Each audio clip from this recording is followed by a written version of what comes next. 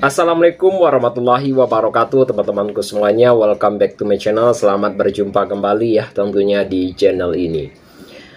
Seperti biasanya dari video yang sebelumnya juga ya teman-teman, yaitu beberapa ulasan juga dari video tersebut, dan kita akan mengulas sedikit ya. Kita beralih konsep juga atau beralih tema, yaitu tentang hiburan untuk hari ini, yaitu adalah berita olahraga untuk hari ini. Yaitu dengan pembahasan yang akan kita bahas ya teman-temanku semuanya, yaitu adalah Hansi Flick belum temukan kombinasi bek tengah terbaik Barcelona. Itu pembahasan kita untuk hari ini. Jangan lupa tinggalkan jejak dengan cara berkomentar di video ini. Dan jangan lupa subscribe ya teman-teman. Barcelona telah menjalani musim lalu dengan sangat gemilang di bawah arahan Hansi Flick, dan tim sukses meraih 3 gelar domestik dan tembus semifinal di Liga Champions untuk memperlihatkan skuad yang sangat solid tentunya memasuki, yaitu adalah kedua fase dari Hansi Flick dari Camp Nou. Perhatian utama tersebut tertuju pada lini pertahanan. Musim lalu, tim kebobolan 72 gol dari 60 pertandingan, termasuk beberapa laga penting yang merugikan performa tim sendiri. Kepergian dari Inigo Martinez pada bursa transfer musim panas ini menambahkan tantangan bagi Flick. Bek asal Spanyol itu sebelumnya menjadi andalan jantung pertahanan Barcelona, dan Hansi Flick masih mencari pasangan bek tengah yang tepat untuk menstabilkan barisan belakang. Eksperimen dan rotasi lini belakang masih menjadi dugaan utama sejak awal musim ini. Untuk dari pencarian pasangan bek tengah terbaik juga tentunya, dan menurut laporan ya tentunya Hansi Flick belum menemukan kombinasi bek tengah yang ideal saat laga pembuka melawan Mallorca, dan ia menurunkan Paul Kubasi di sisi kiri dan Ronald Araujo di sisi kanan tersebut.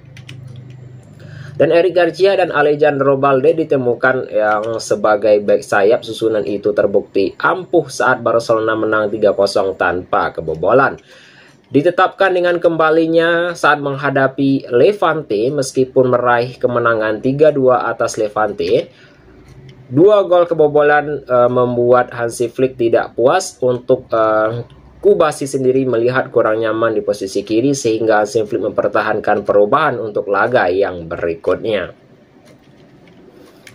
Untuk rotasi dan eksperimen di lini belakang ya. Untuk melawan Rayo Vallecano, Hansi Flick melakukan rotasi pertahanan dengan menurunkan Eric Garcia dan Andres Christensen. Jules Kounde kembali mempertahankan di posisi bek sayap, sementara Balde tetap di lini belakang. Meskipun sudah melakukan rotasi pertahanan, tetap terlihat rapuh saat Rayo menyerang. Joan Garcia tampil heroik di bawah Mister untuk memastikan Barcelona tetap meraih 1 poin.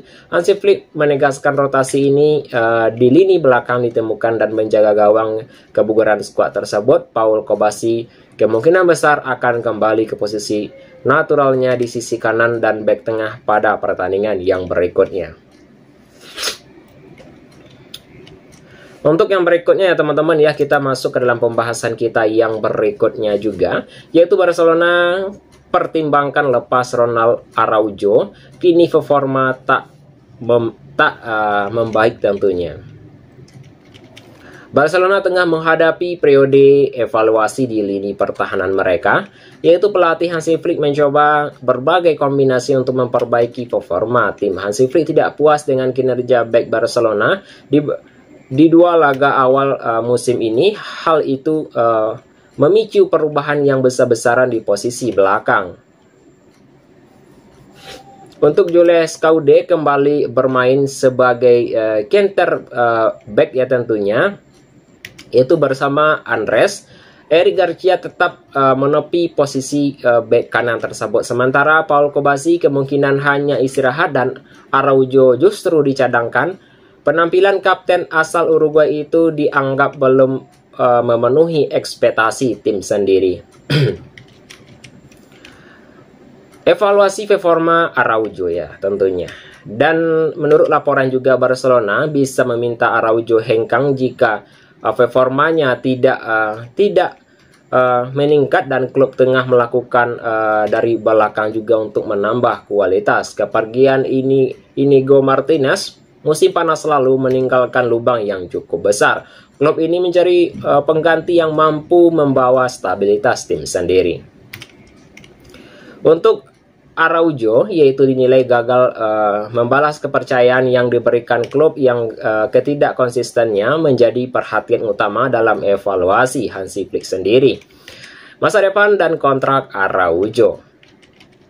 Ya, Araujo masih memiliki kontrak hingga 2031, namun nilai pasar bek Uruguay ini memungkinkan Barcelona menarik minat klub lain. Jika performa terus menurun, klub kemungkinan akan melepasnya dalam waktu yang dekat. Alternatif, Araujo sendiri bisa meminta gaji jika mereka tidak mendapatkan kesempatan bermain yang sangat cukup. Keputusan ini akan menjadi bagian dari strategi jangka panjang Barcelona untuk membangun pertahanan yang lebih solid. Klub terhadap kombinasi baru dapat menghadirkan stabilitas dan performa optimal di lini belakang tersebut. Untuk yang berikutnya ya, pembahasan dalam segmen hiburan kita untuk hari ini ya teman-teman. Jangan lupa tinggalkan jejak dengan cara berkomentar di video ini. Dan anggaplah sebagai hiburan semata saja tentunya. Yaitu cedera Frenkie de Jong tinggalkan timnas Belanda ya tentunya. Frenkie de Jong dipastikan meninggalkan pemusatan latihan timnas Belanda. Timnas Belanda, gelandang Barcelona itu mengalami masalah kebugaran usai pertandingan terakhir kontra Polandia. Yaitu termasuk resmi ya tentunya dari tim nasional untuk perebutan De Jong. Tim cukup fit untuk membela Belanda menghadapi Lithuania. Hal itu membuatnya absen di laga kualifikasi Piala Dunia yang akan digelar pekan ini tentunya.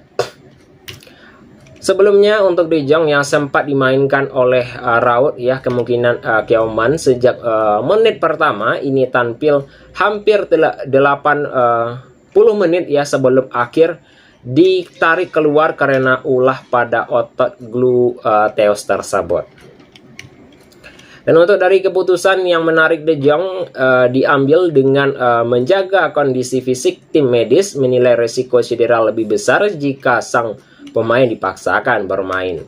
Untuk yang berikutnya yaitu adalah ketegangan otot jadi penyebabnya.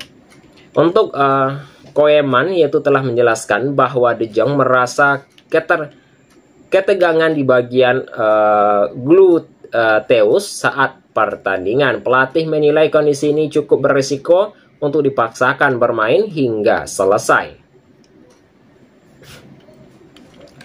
Untuk pergantian yang dilakukan segera agar masalah kebugaran tidak bertambah parah. Dari keputusan itu juga bisa performa gelandang Barcelona di laga-laga yang berikutnya ya teman-teman. Untuk Frenkie de Jong memberitahu bahwa otot gluteusnya terasa kencang. Jika kami memutuskan untuk tidak mengambil risiko, ujar Koeman. Tim medis menambahkan bahwa kondisi De Jong akan terus dipantau secara intensif. Barcelona berpotensi kehilangan sang gelandang. Kondisi De Jong menjadi perhatian bagi Barcelona karena ini sosok penting di lini tengah. Absennya sang gelandang bisa mempengaruhi ritme permainan Blaugrana tersebut. Sebelumnya untuk De Jong juga absen menghadapi Levante bukan karena cedera melainkan karena urusan pribadi yakni kelahiran anak keduanya. Kini ketidakhadirannya lebih terkait masalah kebugaran fisik. Belum ada kepastian apakah De Jong bisa tampil melawan Valencia. Barcelona akan kembali bertanding usai jeda internasional dan berharap kondisinya pulih tepat waktu. Untuk yang berikutnya ya teman-teman ya, pembahasan yang segmen akhir untuk hari ini tentunya, yaitu adalah cedera tidak parah Lamine Yamal siap perkuat timnas Spanyol lagi tentunya.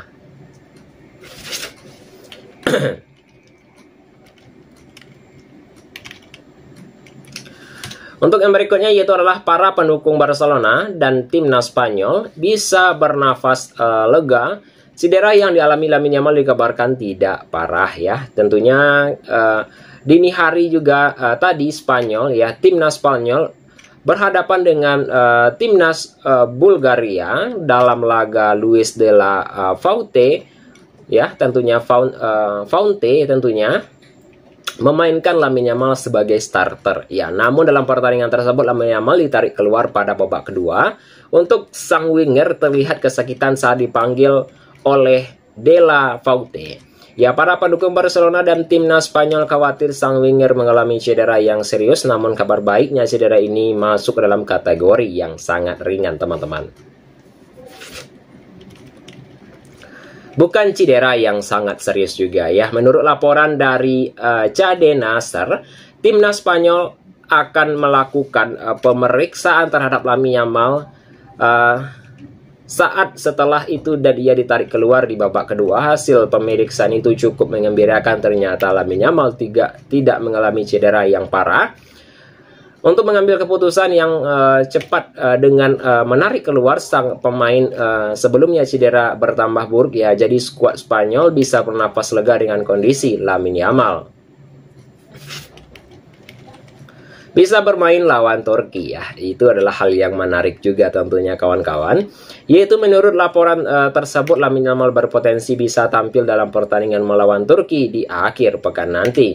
Saat ini kondisinya sangat dipantau oleh tim medis Spanyol. Mereka akan menilai apakah Lamine Yamal memungkinkan untuk bermain melawan Turki dan atau tidak. Jika cederanya tidak menunjukkan tanda-tanda yang buruk, maka ia akan dimainkan ya, tentunya dalam laga tersebut, meskipun kemungkinan ia akan masuk sebagai pemain pengganti.